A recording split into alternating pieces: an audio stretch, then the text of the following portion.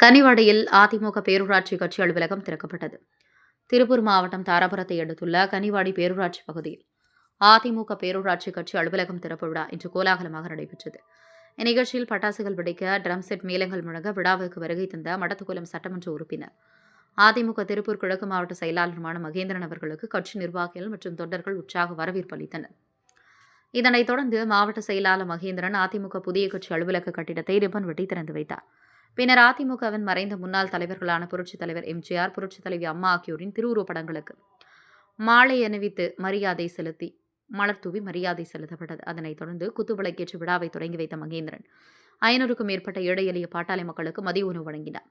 நிகழ்ச்சியில் மூலனூர் தெற்கு ஒன்றிய செயலர் ராஜரத்தினம், மூலனூர் வடக்கு ஒன்றிய செயலாளர் செல்வகுமரன், வடக்கொன்றிய அவைத்தலைவர் முத்துக்குமார், தெற்கொன்றிய அவைத்தலைவர் தண்டபாடி, மூலனூர் பேரூர் கழக செயலாளர் வெற்றிவேல், மூலனூர் பேரூர் கழக அவைத்தலைவர் கதிர்வேல், கனிவாடி பேரூர் அவைத்தலைவர் மகேஷ்குமார் ஒலிமணிவேல், கனிவாடி பேரூர் கழக செயலாளர் லட்சுமணசாமி, கனிவாடி பேரூர் கழக பொருளாளர் உள்ளிட்ட ஏராளமான அதிமுக நிர்வாகிகள், தொண்டர்கள் திரளாக கலந்து கொண்டனர்.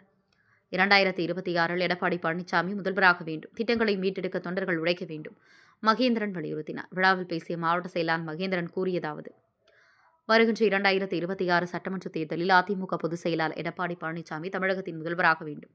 கடந்த அதிமுக ஆட்சிக் காலத்தில் தாலிக்கு தங்கம், பள்ளி மாணவ மாணவிகளுக்கு இலவச லேப்டாப், சைக்கிள், மிதிவண்டி போன்ற பல்வேறு மக்கள் நலத்திட்டங்கள் வழங்கப்பட்டன. மேலும் விலையில்லா ஆடு, மாடு, கோழி உள்ளிட்ட திட்டங்கள் மூலம் ஏழை எளிய மக்களின் வாழ்வாதாரம் உயர்த்தப்பட்டது. ஆனால் இந்த மக்கள் நலத்திட்டங்களை தற்போதைய திமுக அரசு முடுக்கி வைத்துள்ளது. இந்த அனைத்து திட்டங்களையும் மீண்டும் மக்களுக்கு கொண்டு சேர்க்க வேண்டும் என்றார். எடப்பாடி பழனிசாமி தலைமையிலான அதிமுக ஆட்சி தமிழகத்தில் அமைய வேண்டும். அதற்காக கழக தொண்டர்கள் அனைவரும் ஒற்றுமையுடன் செயல்பட்டு வருகின்ற சட்டமன்ற தேர்தலில் சிறப்பாக பணியாற்ற வேண்டும் என்று கேட்டுக்கொண்டார்.